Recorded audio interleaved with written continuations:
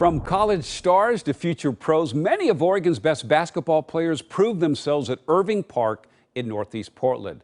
And they're still doing it today, despite the pandemic. Ken Body takes us there in tonight's Where We Live.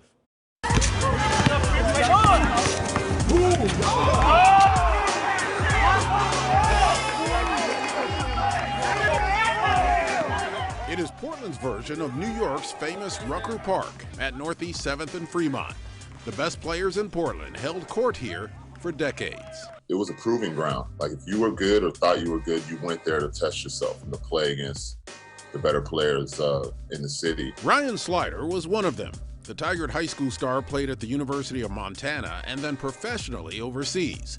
Today, he creates promotional videos for athletes with his company, SS Visual Works. It's what brought him back to Irving Park. There was actually a couple of kids that are aspiring college players that, some colleges have reached out to me and said, hey, we'd like a closer look, of them playing in real games. But COVID-19 shut basketball down this summer. Gyms closed, AAU tournaments canceled. So even though the best players had mostly abandoned Irving Park, it reemerged out of necessity. But for those kids in particular, black and brown community type of kids, it was a great thing.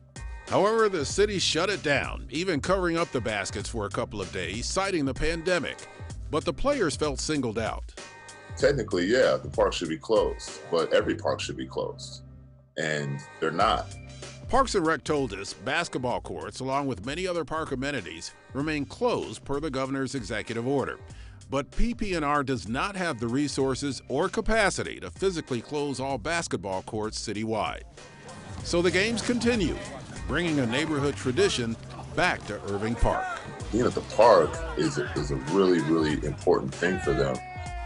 Ken Body, Point 6 News.